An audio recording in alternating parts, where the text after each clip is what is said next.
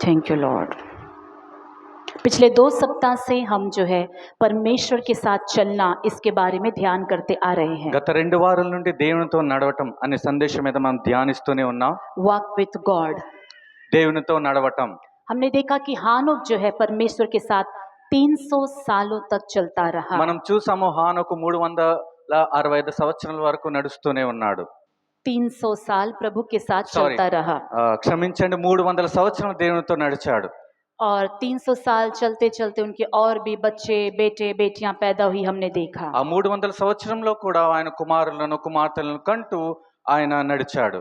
तो इससे हमें पता चलता है कि परमेश्वर के साथ चलने के लिए हमारा परिवार, हमारी जिम्मेदारियां रुकावट नहीं है। దీని ద్వారా మనం ఏం చూసామంటే దేవునితో నడవటం అంటే మన కుటుంబం గాని మన సహోదరులు గాని ఏది కూడా దానికి అడ్డు రాదు దేవునితో నడిచే విషయంలో. हालेलुया। హల్లెలూయా. फैमिली लाइफ होने के बाद मैं पहले की तरह बैचलर में रहते समय जैसा प्रार्थना करता था, फैमिली होने के बाद मैं नहीं कर पा रहा हूँ, ऐसा हम नहीं कह सकते हैं।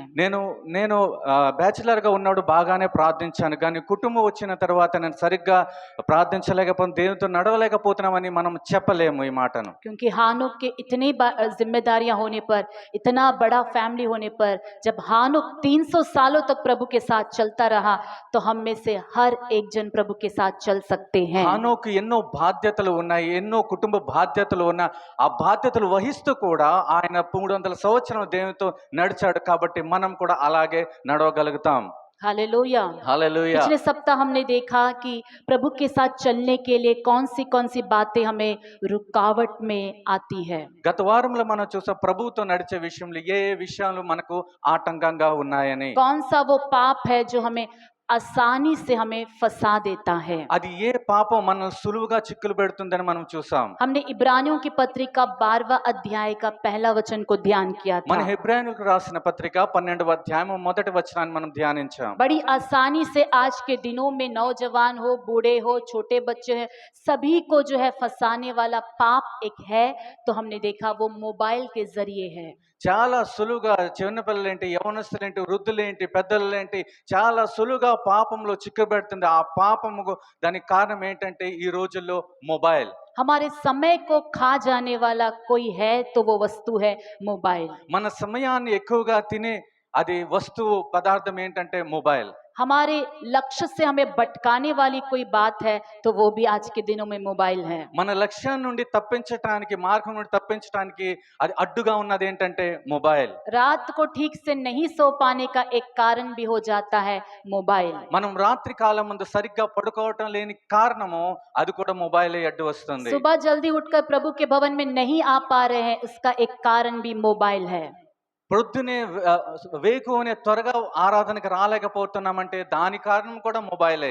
हर जगह उठाकर साथ साथ में लेकर चलते हैं, ఎందుకంటే ప్రతి చోట దాన్ని మోస్తూ తీసుకువెళ్తున్నాం. जैसा कि वो एक परमेश्वर बन गया है।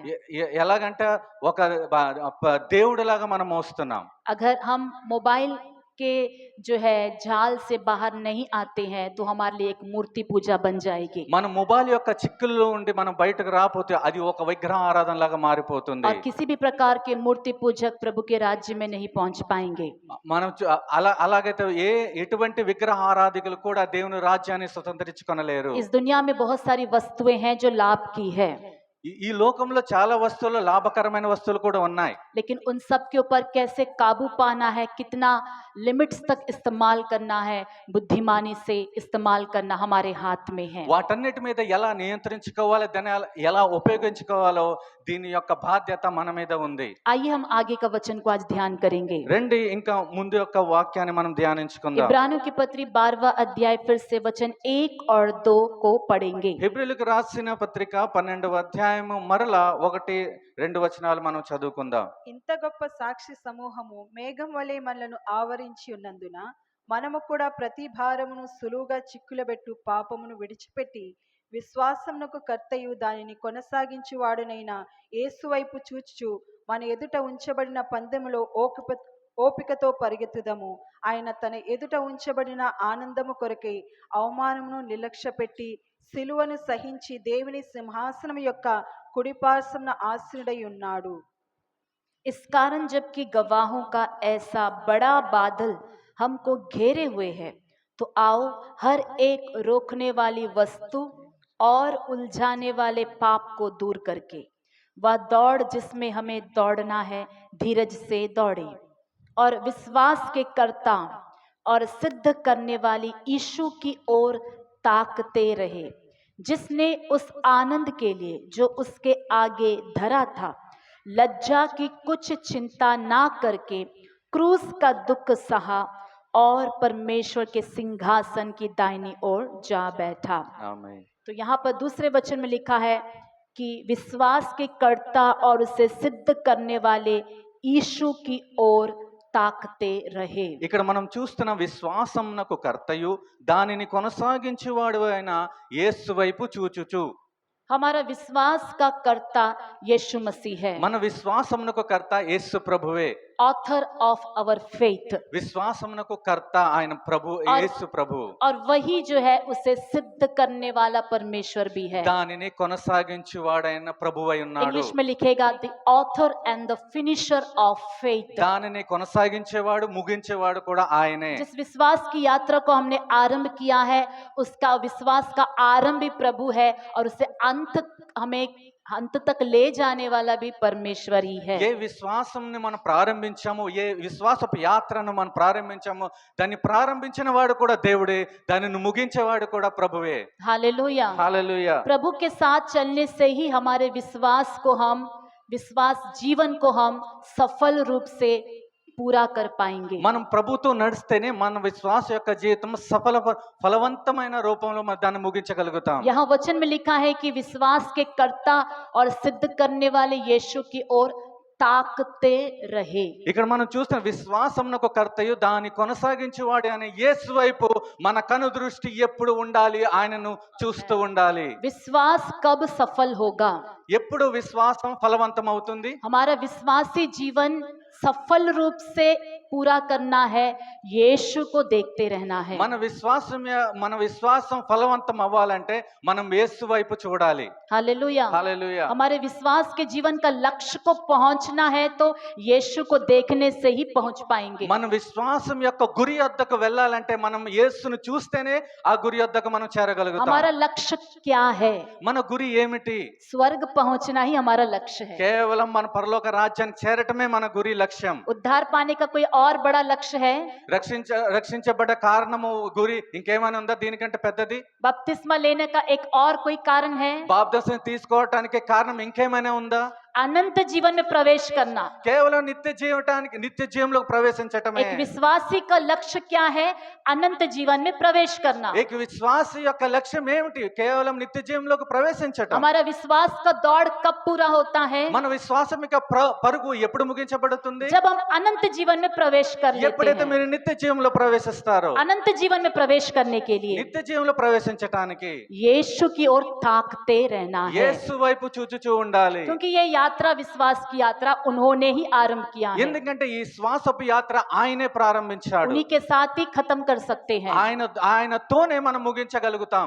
यीशु को देखने का क्या अर्थ है? యేసును చూచటం దాని అర్థం ఏమిటి? यीशु ने कैसे अपनी यात्रा को पूरा किया? యేసు తన యాత్రను ఎలాగా ముగించాడు? आगे वचन में लिखा है, देखेंगे। ఇంకా ముందు వచనాల్లో మనం చూస్తాం. जिसने उस आनंद के लिए जो उसके आगे धरा था लज्जा की कुछ चिंता ना करके क्रूस का दुख सहा और परमेश्वर के सिंहासन की दाहिनी ओर जा बैठा।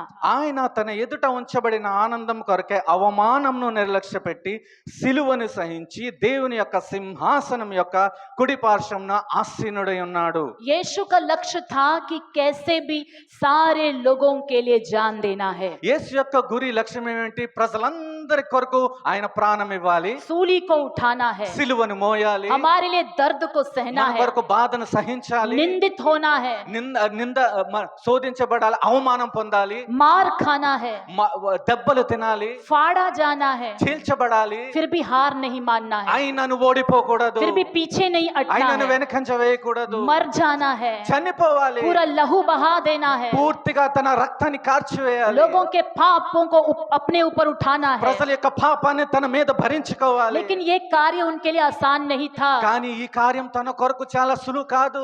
लज्जा की उन्होंने चिंता नहीं किया। అవమానాన్ని ఆయన ఆయన లక్ష్యం పెట్టలేదు. उनको सीक्रेटली बंद कमरे में रखकर मारा नहीं गया। ఆయనను ఒక రహస్యమైన గదిలో ఉంచి ఆయనను కొట్టలేదు. लोग जब देख रहे थे गली के बीचों बीच पहाड़ के ऊपर हर जगह लोगों के सामने उनको मारा गया। ఆయనను వీధిలోనికి తెచ్చి కొండ మీద నుండి చూస్తున్న ప్రజల యొద్ద ఆయనను తెచ్చి ఆయనను కొట్టారు. स्वर्ग का परमेश्वर పరలోక దేవుడు यीशु मसीह యేసు ప్రభు सब कुछ छोड़कर అన్ని విడిచిపెట్టి इस संसार में आकर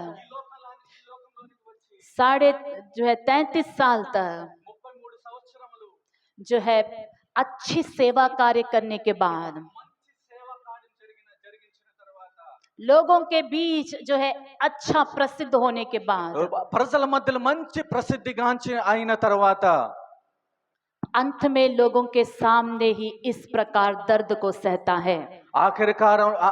ఆఖరిలో ప్రజల కొరకు ఈ చాలా వేదనకరమైన ఈ త్యాగాన్ని భరించాడు. लोगों के सामने मार खाना जो है आसान बात नहीं है। ప్రజల ముందు దెబ్బలు తినాలంటే కొట్టబడాలంటే ఎంత సులువైన పని కాదు అది. भीड़ के सामने गीत गाना आसान बात है। సమూహం మధ్యలో పాట పాడటం సులువా. लोगों के सामने जो है प्रचार करना आसान बात है। ప్రజల ముందు చెప్పటం చాలా సులువా. మనుషుల ముందు ప్రసంగం చేయటం సులువే।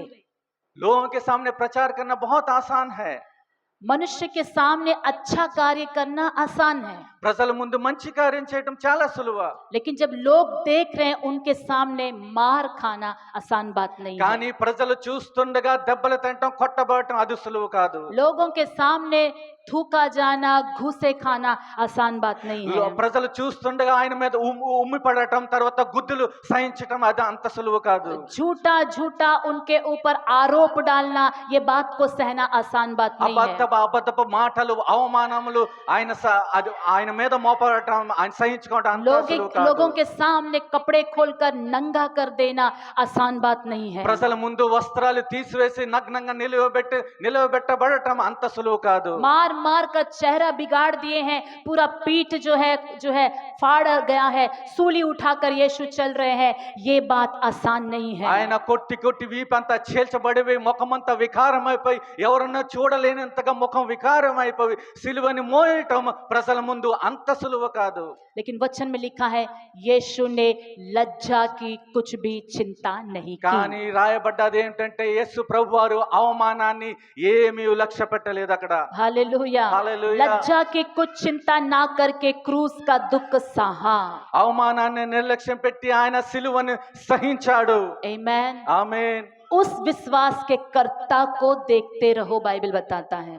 అందుకే బైబిల్ చెప్తుంది అదే విశ్వాసం కర్త అయిన యేసుని చూడాలని బైబిల్ చెప్తుంది. हमारा मालिक ने बहुत कुछ हमारे लिए सहा है। మన యజమానుడు మన కొరకు చాలా సహించాడు. हमारा परमेश्वर ने हमारे लिए बहुत कुछ सहा है। మన దేవుడు మన కొరకు చాలా సహించాడు. अगर उनके पीछे चलने के लिए थोड़ा बहुत लज्जा यदि हमें सहना पड़ रहा है, ఒకవేళ ఆయన వెంబడించే విషయంలో ఏదో కొంత కాస్తు ఒక అవమానాన్ని మనం భరిస్తున్నామంటే बड़े आनंद के साथ उस लज्जा को सहने के लिए तैयार हो जाना అది है। చాలా ఆనందంతో ఆ అవమానాన్ని భరించుకోవటానికి సిద్ధంగా ఉండాలి.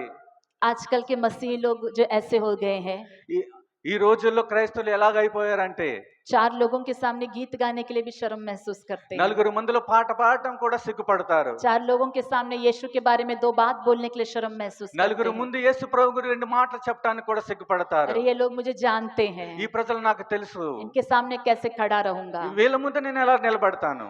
फिर कल मुझे पूछेंगे तू ही था ना वहां पे स्किट कर रहा था। ఓ నన్ను రేపు అడుగుతారు కదా నీవే కదా నేను ఆ స్కిట్ వేసావు. अरे तू ही थी ना डांस कर रही थी। అవును నీవే కదా నేను అక్కడ డాన్స్ వేసావు. आप ही थे ना गाना गा रहे थे। మీరే కదా అక్కడ డాన్స్ వేశారు అక్కడ. यीशु के लिए लज्जा महसूस नहीं करना है। యేసు కొరకు అవమానాన్ని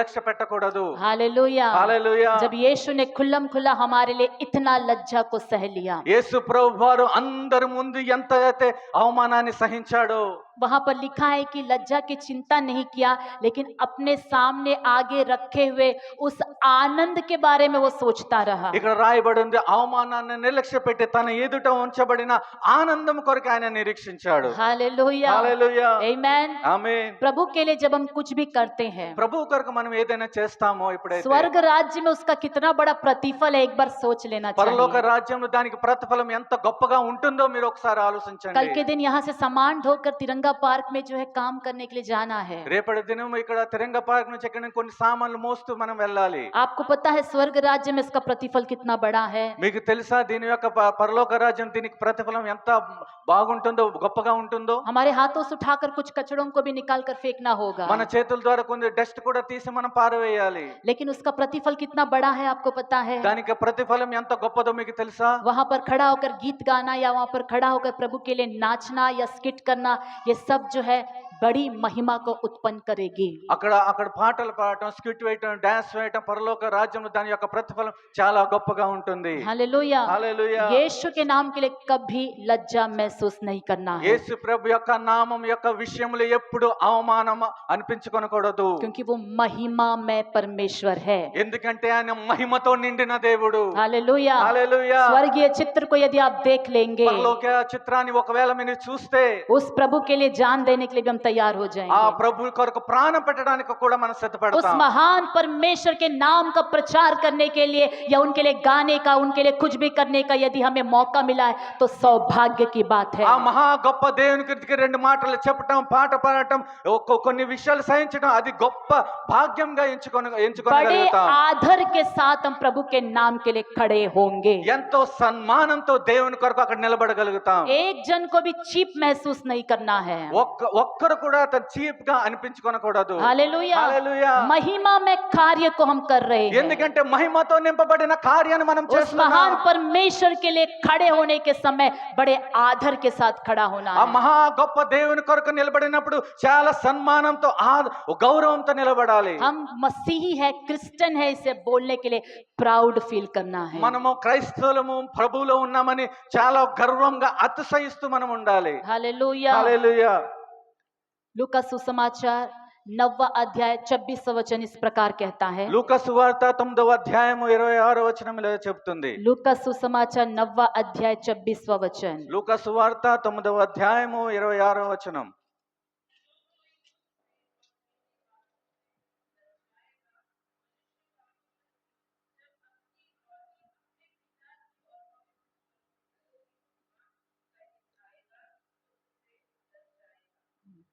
जो कोई मुझसे और मेरी बातों से लज्जाएगा, मनुष्य का पुत्र भी जब अपनी और अपने पिता की और पवित्र स्वर्गदूतों की महिमा सहित आएगा तो उससे लज्जाएगा। నన్ను గూర్చి నా మాటలను గూర్చి సిగ్గుపడువాడెవడు వాని గూర్చి మనుష్య కుమారుడు తనకును తన తండ్రికిని పరిశుద్ధ దూతలకును కలిగి ఉన్న మహిమతో వచ్చినప్పుడు సిగ్గుపడును. हालेलुया। హల్లెలూయా. यीशु मसीह के विषय में या यीशु मसीह की बातों के विषय में कोई भी शर्म यदि फील कर रहा है, तो लज्जा महसूस कर रहा है, तो प्रभु बोल रहा है कि मैं भी जब अपने दूतों के साथ आऊंगा तो मैं भी లజ్జా महसूस करूंगा। యేసు ప్రభు యొక్క విషయంలో, ఆయన నామం విషయంలో ఎవరైనా సిగ్గుపడుతూ ఉన్నారంటే యేసు ప్రభు వారు ఏమి చెప్తున్నారంటే, ఆయన వచ్చినప్పుడు, ఆయన తండ్రితో వచ్చినప్పుడు, పరిశుద్ధ దూతలతో వచ్చినప్పుడు ఆయన కూడా మమ్మల్ని చూసి సిగ్గుపడతాడు. क्योंकि यीशु ने हमारे लिए मार खाते समय, हमारे लिए जो है दर्द सहते समय, हमारे लिए जो है सब कुछ सहते हुए लज्जा महसूस नहीं किया। ఎందుకంటే మరొకరికి అందరి ముందు ఆయన దెబ్బలు తినేటప్పుడు, ఆయన అవమానం పొందినప్పుడు ఎప్పుడు కూడా ఆయన సిగ్గుపడలేదు. इसलिए उनके लिए कुछ भी करते वक्त कभी भी लज्जा महसूस ना करे। అందుకొరకే ఆయన కొరకు ఏదైనా చేసినప్పుడు మీరు దాన్ని సిగ్గుగా అనిపించుకొనకండి. हालेलुया, హల్లెలూయా. आमीन। ఆమేన్. कितने लोग खुश है यीशु के लिए काम करने के लिए? ఎంతమంది ఆనందంగా ఉన్నారు యేసు కొరకు పని చేయాలని? हम यीशु के बच्चे हैं, यीशु के अनुयायी है, अपने आप को मसीही कहने में कितने लोग प्राउड फील करते మనం हैं। యేసు యొక్క బిడ్డలము, యేసుని వెంబడించే వాళ్ళమని ఎంతమంది అతిశయిస్తున్నారు? हालेलुया। హల్లెలూయా. घमंड करना है तो मसीह में घमंड करना है। అతిశయించేవాడు ప్రభువులోనే అతిశయించాలి. आमीन। ఆమేన్. आगे वचन में हम देखेंगे। ఇంకా ముందు వచనంలో మనం చూద్దాం. इसलिए तीसरा वचन, इसलिए उस पर ध्यान करो जिसने अपने विरोध में पापियों का इतना विरोध सह लिया कि तुम निराश होकर साहस ना छोड़ दो। 12:3 మీరు అలసట పడకయు మీ ప్రాణములు విసుకకయు ఉండునట్లు పాపాత్ములు తనకు వ్యతిరేకంగా చేసిన తిరస్కారమంతయు ఓర్చుకొనిన ఆయనను తలంచుకొనుడి. इसलिए उस पर ध्यान करो అందుకే ఆయన మీద ధ్యానం ఉంచండి. जिसने अपने विरोध में पापियों का इतना विरोध सह लिया। ఎందుకంటే పాపాత్ములు ఆయనకు వ్యతిరేకం చేసిన అన్నిటిని గురించి ఆయన సహించాడు. ताकि तुम निराश होकर साहस ना छोड़ दो। ఎందుకంటే మీరు అలసట పడక మీరు మీ సాహసాన్ని మీ ధైర్యాన్ని విడిచిపెట్టకూడదు.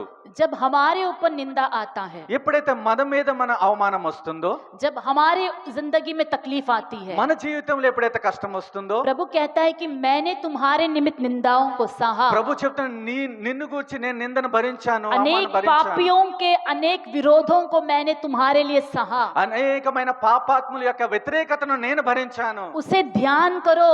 దానిని ధ్యానించండి. और जब यीशु के नाम के निमित्त जब आपको ऐसे कोई परिस्थिति सहना होता है तो प्रभु को ध्यान करके हम निराश नहीं होना है। అయితే ఎప్పుడైతే ఈ విషయంలో మీరు అవమానం చెందుతారో అప్పుడు యేసు మీద మీరు ధ్యానం ఉంచండి. అప్పుడు మీరు ఆ విషయంలో మీరు చింత చెందరు. हालेलुया। హల్లెలూయా. आ कारण अन्य जाति हमसे लड़ने के लिए आएंगे। అకారణంగా అన్యజనులు మనతో గొడవకు వస్తారు. आ कारण लोग हमसे द्वेष करेंगे। అకారణంగానే ప్రజలు మనల్ని ద్వేషిస్తారు. कारण नहीं रहेगा, आप ही को पॉइंट आउट करके आप में गलतियां ढूंढते रहेंगे। కారణం ఉండదు కానీ మిమ్మల్ని పాయింట్ వేస్తే మీలోనే తప్పులు వెతుకుతారు. कारण नहीं रहेगा, तब भी आपके लिए लोग कुड़कुड़ाते रहेंगे। కారణం ఉండదు కానీ మీ మీదే ప్రజలు సనుగుతారు. कुछ भी कारण नहीं मिलेगा, फिर भी आपसे जलन करेंगे। ఏమి కారణం ఉండదు, మిమ్మల్ని చూసి అసూయ పడతారు. ऐसी परिस्थितियों को देखकर प्रभु कहता है कि निराश मत हो, ఇలాంటి పరిస్థితులను చూసి ప్రభు ఏమి చెప్పుచున్నాడని నీవు నిరాశ పడవద్దు. क्योंकि हमारा विश्वास के कर्ता ने पहले से बहुत कुछ हमारे लिए सहा है। ఎందుకంటే మన విశ్వాసం వెనుక కర్త మన కొరకు ఇవటన్నిటిని ముందుగానే సహించాడు. देखेंगे लूका सुसमाचार, मत्ती सुसमाचार చూద్దామా మత్తయి సువార్త 10वां अध्याय। 10వ అధ్యాయము. मत्ती सुसमाचार 10वां अध्याय। మత్తయి సువార్త 10వ అధ్యాయము 21, 22 और 25 में पढ़ रही हूँ। 21, 22, 25. भाई भाई को और पिता पुत्र को घात के लिए सौंपेंगे और बच्चे माता पिता के विरोध में उठकर उन्हें मरवा डालेंगे। मेरे नाम के कारण सब लोग तुमसे बैर करेंगे, पर जो अंत तक धीरज धरे रहेगा उसी का उद्धार होगा। चेले का गुरु के और दास का स्वामी के बराबर होना ही बहुत है। जब उन्होंने घर के स्वामी को शैतान कहा तो उसके घर वालों को क्या कुछ ना कहेंगे। पढ़ेंगे तेलुगु में 21, 22 और 25। సహోదరుడు సహోదరిని తండ్రి కుమారుని మరణమునకు అప్పగించెదరు. పిల్లలు తల్లిదండ్రుల మీద లేచి వారిని చంపించెదరు. మీరు నా నామము నిమిత్తం అందరి చేత ద్వేషింపబడుదురు. అంతం వరకును సహించిన వాడు రక్షింపబడును. శిష్యుడు బోధకుని కంటే అధికుడు కాడు, దాసుడు యజమానుని కంటే అధికుడు కాడు. శిష్యుడు తన బోధకుని వలెను, దాసుడు తన యజమానుని వలెను ఉండిన చాలు. ఇంటి యజమానునికి బయల్జబూలని వారు పేరు పెట్టి ఉండిన ఎడల ఆయన ఇంటి వారికి మరీ నిశ్చయంగా పేరు పెట్టుదురు కదా. आमीन। ఆమేన్. मेरे नाम के कारण सब लोग तुमसे बैर करेंगे। నా నామం నిమిత్తం మిమ్మల్ని అందరినీ ద్వేషిస్తారు. लेकिन हम सोचते हैं कि प्रभु के नाम के निमित्त सारे लोग हमसे प्यार करेंगे। కానీ మనం ఏమనుకుంటామంటే ప్రభు కారణం బట్టి మనల్ని అందరూ ప్రేమిస్తారని, सारे लोग हमसे प्रेम करेंगे हम सोचते हैं। అందరూ మనల్ని ప్రేమిస్తారని మనం అనుకుంటాం. मनुष्य की बहुत दया मिलेगी हम पर, हम सोचते हैं, మనుషులు గొప్ప దయ మనకు అనుగ్రహించబడుతుంది అనుకుంటాం. लेकिन ऐसा नहीं होता है। కానీ ఇలాగ ఒక్కొక్కసారి అవ్వదు. प्रभु के नाम के निमित्त ही लोग हमसे बैर करेंगे। ప్రభు నామం నిమిత్తం కారణం బట్టే వారు మనల్ని ద్వేషిస్తారు. मुझ में क्या गलती है प्रभु, फिर क्यों ये लोग जो है मुझसे द्वेष करते। कभी कभी आप खुद परेशान हो जाएंगे। ప్రభు ఏంటి కారణమే లేదు కదా, ఎందుకు మీ నామం బట్టి నన్ను ద్వేషిస్తున్నానంటే మనకి ఒక్కొక్కసారి ఆలోచన పడుతుంది. कारण क्या है आपको नहीं मालूम चलेगा। ఎందుకంటే కారణం మీకు తెలియదు కదా. शैतान को मालूम है आपके अंदर यीशु है, కానీ శైతానికి తెలుసు, సాతానికి తెలుసు మీలో ప్రభు ఉన్నారని. उस प्रभु आपके अंदर है, इसीलिए ही शैतान आपसे द्वेष करेगा ప్రభు మీలో ఉన్నారు, ఇందు కారణమే సాతాన్ మిమ్మల్ని ద్వేషిస్తాడు. और कोई कारण नहीं है। వేరే ఏ కారణం ఉండదు. कोई आपसे जलन करता है, कोई आपसे लड़ता है बिना कारण के, आपको जो है नीचा दिखाता है और सताता है, तो जान लीजिए यीशु आपके अंदर है। प्रभु के नाम के निमित्त ये सब कुछ हो रहा है। అకారణంగానే ఎవరైనా మిమ్మల్ని ద్వేషిస్తున్నారా, మిమ్మల్ని సనుక్కుంటున్నారా, మిమ్మల్ని తిడుతున్నారా, అకారణంగా మీకు గొడవాడుతూ వస్తున్నారా, మీరు అర్థం చేసుకోండి ప్రభు మీలో ఉన్నారు, సాతాన్ మిమ్మల్ని ద్వేషిస్తుందని అనిపించుకోండి. प्रभु ने कहा लेकिन जो अंत तक धीरज धरे रहेगा, ప్రభు చెప్తున్నారు అంతం వరకు ఎవరైతే సహిస్తారో उसी का उद्धार होगा। వాళ్ళే రక్షించబడతారు. हालेलुया, హల్లెలూయా. सारी बातों को पार करते हुए, नजरअंदाज करते हुए आगे बढ़ते रहना है। మనం అన్ని విషయాలను చూస్తూ చూడక మనం అన్ని విషయాలను దాటుకుంటూ వెళ్ళిపోవాలి. పట్టించుకోకుండా మనం ముందుకు వెళ్ళిపోవాలి। उसे बिल्कुल नजरअंदाज करते हुए, अनदेखा करते हुए चले जाना है. हालेलुया। हालेलुया. विश्वास की यात्रा जो है यीशु के साथ चलने का अर्थ यही है कि आने वाली परिस्थितियों को ध्यान ना करे, यीशु को देखते हुए, सब कुछ नजरअंदाज करते हुए आगे चले जाए। విశ్వాసపు యాత్రలో ఏంటంటే ఏది వచ్చినా మన ఎదురుగా, ఏ ముందు వచ్చినా, ఏ సమస్య వచ్చినా మనం ఏమి పట్టించుకోకుండా మన యాత్రను మనం కొనసాగుతూ వెళ్ళిపోవాలి. इसलिए प्रभु ने कहा कि जब स्वामी को, घर के मालिक को ही उन्होंने शैतान कह दिया, बालजबूब कह दिया, तो फिर घर वाले को क्या कुछ ना कहेंगे। ప్రభు ఏం చెప్తున్నాడు, ఇంటి యజమానునే బయల్జబూరు అని సాతాను పేరు పెట్టారు కదా, అయితే ఇంటి వారిని కూడా ఎన్నెన్నో విషయాలు చెప్పరా అని ప్రభు చెప్తున్నాడు. इतना कह दिया तो हमें तो और भी ज्यादा कहेंगे। ప్రభునే ఇన్ని మాటలు అన్నారు కదా, అయితే మనల్ని కూడా ఇంకా ఎక్కువగానే అంటారు. यही है मसीही जीवन। ఇదే క్రైస్తవ యొక్క జీవితం. हालेलुया। హల్లెలూయా. हर चीज को सह लेना और आगे बढ़ते जाना। అన్ని విషయాల్ని సహిస్తూ ముందుకు వెళ్ళిపోవాలి. इब्रानियों की पत्री में वापस आएंगे। హెబ్రీయులకు పత్రికలో మనం తిరిగి వద్దాం. तीसरा वचन, మూడో వచనం. इसलिए उस पर ध्यान करो जिसने अपने विरोध में पापियों का इतना विरोध सह लिया कि तुम निराश होकर साहस ना छोड़ दो। तुमने पाप से लड़ते हुए उससे ऐसी मुठभेड़ नहीं की कि तुम्हारा लहू बहा हो, और तुम उस उपदेश को जो तुमको पुत्रों के समान दिया जाता है भूल गए हो। మీరు అలసట పడకయు మీ ప్రాణములు విసుకకి ఉండునట్లు పాపాత్ములు తనకు వ్యతిరేకంగా చేసిన తిరస్కారం అంతయు ఓర్చుకొనినా ఆయనను తలంచుకొనుడి. మీరు పాపముతో పోరాడుటలో రక్తము కారునంతగా ఇంకా దాన్ని ఎదిరింపలేదు. మరియు నా కుమారుడా, ప్రభువు చేయు శిక్షను తృణీకరించకము. चौथा वचन, तुम पाप से लड़ते हुए उससे ऐसी मुठभेड़ नहीं की कि तुम्हारा लहू बहा हो। మీరు పాపంతో పోరాడునట్లు మీరు రక్తం కారునంతగా దానితో మీరు పోరాడలేదు. हमसे जो बातें लड़ती है, మనతో ఏ విషయాలైతే పోరాడుతున్నాయో, प्रभु में आगे बढ़ने से जो बातें हमें रोकती है, ప్రభులో ముందుకు వెళ్ళే విషయంలో ఏదైతే ఆటంకపరుస్తున్నాయో, उस लड़ाई में हमारा लहू नहीं बहा है। ఆ పోరాటంలో మన రక్తం కారలేదు. हालेलुया। హల్లెలూయా. प्रभु हमारे पापों को उठाकर जो लड़ाई उन्होंने लड़ा, उसमें उन्होंने लहू बहाया है। మన పాపంలో ఏ పోరాటం ఆయన పోరాడారో వాటిలో ఆయన రక్తం కారింది. लेकिन हम जो है लहू नहीं बहा रहे हैं। కానీ మనం ఇక్కడ రక్తం కారటం లేదే. आगे वचन में लिखा है, ఇంకా ముందు వచనంలో हे मेरे రాయబడింది, पुत्र, నా కుమారుడా, प्रभु की ताड़ना को हल्की बात ना जान, ప్రభు చే శిక్షణ తృణీకరింపకము, దాన్ని చాలా, और जब वह तुझे घुड़के तो साहस ना छोड़, ఆయన నిన్ను గద్దించినప్పుడు విసుకకము. क्योंकि प्रभु जिससे प्रेम करता है उसकी ताड़ना भी करता है, और जिसे पुत्र बना लेता है उसको कोड़े भी लगाता ప్రభు है। తాను ప్రేమించు వానిని శిక్షించును, తాను స్వీకరించు ప్రతి కుమారుని దండించును. आमेन। ఆమేన్. प्रभु का वचन क्या कहता है? ప్రభు యొక్క వాక్యం ఏం చెప్తుంది? प्रभु जिससे प्रेम करता है ప్రభు ఎవరినైతే ప్రేమిస్తున్నాడో उसकी ताड़ना करता వారిని है, శిక్షిస్తాడు కూడా. जिसे पुत्र बना लेता है ఎవరినైతే కుమారుడిగా అంగీకరిస్తాడో उसको कोड़े भी लगाता है। వారిని దండిస్తాడు కూడా. जो बपतिस्मा लेने जा रहे हैं, ఎవరైతే బాప్తిసం తీసుకోవాలనుకుంటున్నారో प्रभु आपको पुत्र बनाने वाला है। ప్రభు మిమ్మల్ని కుమారునిగా స్వీకరించబోతున్నాడు. पुत्र बनाने के बाद क्या करेगा प्रभु? కుమారునిగా చేయించుకున్న తర్వాత ఏం చేస్తాడు ప్రభువు? बेटी बनाने के बाद क्या करेगा प्रभु? కుమార్తెగా చేయించుకున్న తర్వాత ఏం చేస్తాడు ప్రభువు? प्रभु आपसे प्रेम करेगा। ప్రభు మిమ్మల్ని ప్రేమిస్తాడు. प्रेम करता है इसलिए क्या करेगा?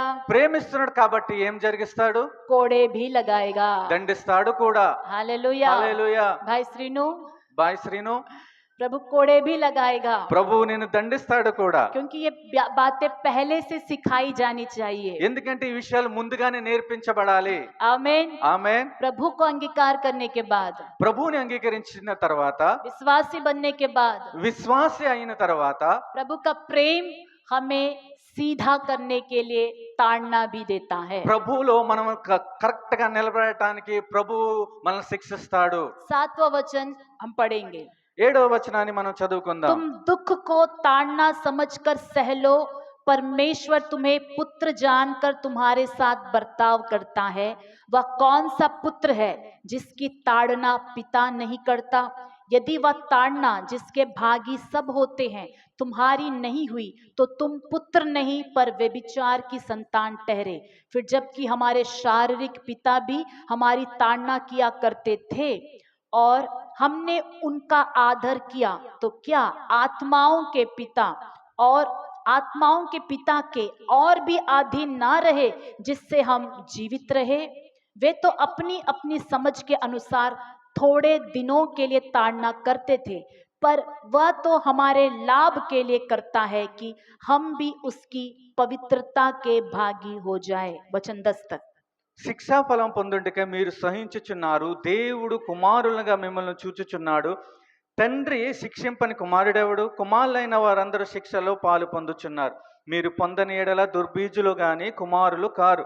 మరియు శరీర సంబంధులైన తండ్రులు మనకు శిక్షకులై ఉండిరి. వారి యందు భయభక్తులు కలిగి ఉంటిమి. అట్లయితే ఆత్మలకు తండ్రి అయిన వానికి మరీ ఎక్కువగా లోబడి బ్రతకవలెను గదా. వారు కొన్ని దినముల మట్టుకు తమకిష్టం వచ్చినట్టు మనల్ని శిక్షించరు గాని మనము తన పరిశుద్ధతలో పాలు పొందవలనని మన మేలు కొరకే ఆయన శిక్షించుచున్నాడు. हालेलुया। హల్లెలూయా. प्रभु हमारी भलाई के लिए हमारी ताड़ना करता है। ప్రభువు మనకు మేలు కొరకే ఆయన మనల్ని శిక్షించుచున్నాడు. इसीलिए हम गाते हैं अंता मेलुके। हालेलुया। सब हालेलुया। कुछ भलाई के लिए, అన్ని మేలుకే, ताकि उनकी पवित्रता के हम भागीदार हो जाए। ఎందుకంటే ఆయన పరిశుద్ధతలో మన పాలి భాగస్థులు అవ్వాలి. परमेश्वर का ताड़ना हमें पवित्र बनाता है। ప్రభు యొక్క శిక్ష గద్దింపు మనల్ని పరిశుద్ధపరుస్తుంది. तुम दुख को ताड़ना समझकर सह लो। ఆ దుఃఖాన్ని శిక్షగా మీరు దాన్ని సహించుకోండి. हमारे जिंदगी में आने वाले हर दुख को ये समझे कि ये ताड़ना है और मैं इसे सह लेना है। మీ జీవితంలో వచ్చే ప్రతి దుఃఖం కష్టం ఇది నాకు ఒక శిక్ష, ఒక నేర్పని, దాన్ని సహించుకోండి.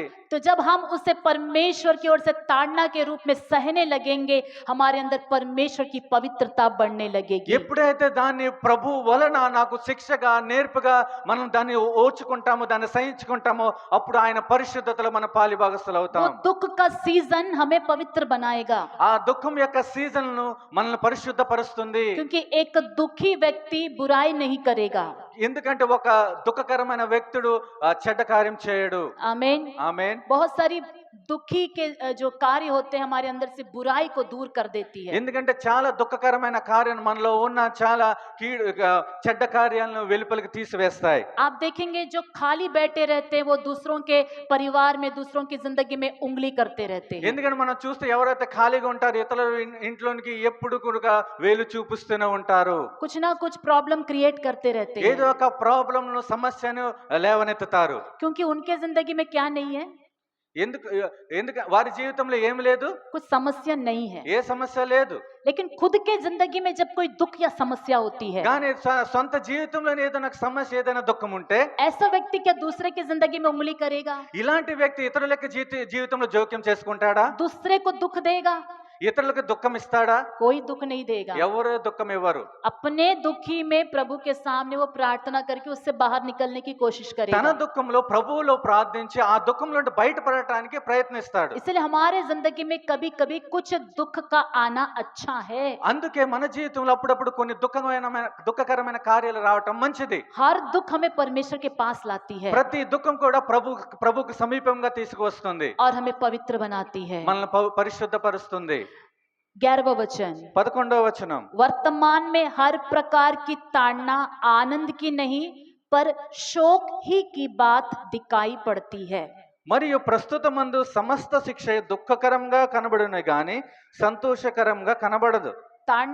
ताड़ना में दुख ही होता है, खुशी नहीं होता है। సమస్త శిక్ష దుఃఖమే ఉంటది కానీ దాంట్లో సంతోషం ఉండదు. आमीन। ఆమేన్. लेकिन आगे एक वचन लिखा है, కానీ देखिए। ముందొక వాక్యం రాయబడ్డాది. तो भी जो उसको सहते सहते पक्के हो गए हैं। అయినను దాని యందు అభ్యాసం చేసి చేసి ఎవరైతే పరిపక్వం అయిపోతారో, जो उस प्रॉब्लम को सह कर जो है आगे बढ़ते रहते हैं, ఆ యొక్క సమస్యని సహిస్తూ సహిస్తూ ఎవరైతే ముందుకు వెళ్ళిపోతూ ఉంటారో, उस दुख को सहने वाला व्यक्ति जब बन जाते हैं, ఆ దుఃఖాన్ని సహించే వ్యక్తిగా ఎప్పుడైతే మార్చబడతాడో, बाद में उन्हें चैन के साथ धर्म का प्रतिफल मिलता है। అటు తర్వాత అందుకు నీతియను సమాధానకరమైన ఫలము ఆయనకు అనుగ్రహించబడుతుంది. आमीन। ఆమేన్. हर एक ताड़ना का बाद में एक प्रतिफल है। ప్రతి ఒక్క సమస్త శిక్షకు దాని తర్వాత ఒక ప్రతిఫలం ఉంది. हर एक दुख के बाद में प्रतिफल है। ప్రతి ఒక్క దుఃఖం తర్వాత దానికి ఒక ప్రతిఫలం ఉంది.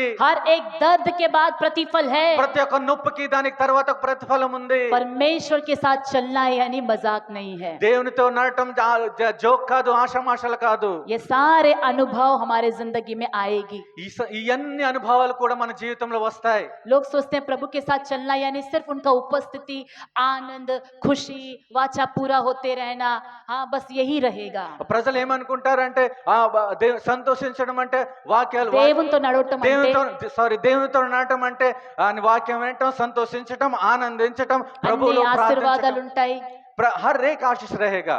अलग कादू ऐसा नहीं है। प्रभु के साथ चलने में हर प्रकार का अनुभव रहेगा।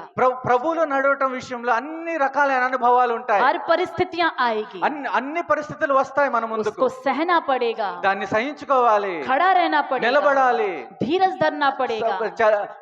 దీర్ఘశాంతులుగా ఉండాలి। लेकिन प्रभु ने बताया विश्वास की कर्ता को यदि हम देखते रहे, కానీ ప్రభు ఏం చెప్తున్నాడంటే మనం విశ్వాసం యొక్క కర్తను మనం చూస్తే, यीशु की ओर ताकते रहे, యేసు వైపు మనం చూస్తూ ఉంటే हम विजय पाएंगे, మనం జయం పొందుతాం, हम अपने लक्ष्य तक पहुंच మన जाएंगे। యొక్క గురి వద్దకు చేర్చగలుగుతాం। हालेलुया। హల్లెలూయా। आज की सुबह आप जिस किसी भी परिस्थिति में हैं, ఈ రోజు ఉదయకాలంలో ఏ పరిస్థితిలో ఉన్నా यीशु के साथ चलने की यात्रा में आपका यात्रा कौन से स्थान पर पहुंचा है, యేసు ప్రభువులో నడిచే యాత్రలు మీరు ఏ పరిస్థితిలో మీరు వచ్చారో, जहां जो यदि हो सकता है कुछ ताड़ना के बीच में है, అనుకోండి మీరు ఒక పరిస్థితిలో ఒక శిక్షలో ఉన్నారు, कुछ लोग प्रभु की यात्रा में ताड़ना के सीजन में हैं, కొంతమంది ప్రభు యొక్క యాత్రలో శిక్షలో ఉన్నారు, అభ్యాసంలో कुछ के ఉన్నారు, जिंदगी में जो है बाहर से दुख आ रहा है, కొంతమంది జీవితంలో బయట నుండి దుఃఖం లోనికి ప్రవేశించింది, कुछ को निंदाएं आ रहा है, కొంతమందికి అవమానాలు వస్తున్నాయి, कुछ का जो प्रॉमिस फुलफिलमेंट का सीजन है, కొంతమందికి ఒక వాగ్దానం నెరవేర్చబడే సీజన్ లో ఉన్నారు, कुछ का आनंद वाला सीजन है। కొంతమందికి సంతోషకరమైన దినాలు। ये जो है अलग अलग परिस्थितियां अलग अलग लोगों की जिंदगी में आती रहती ఇది है।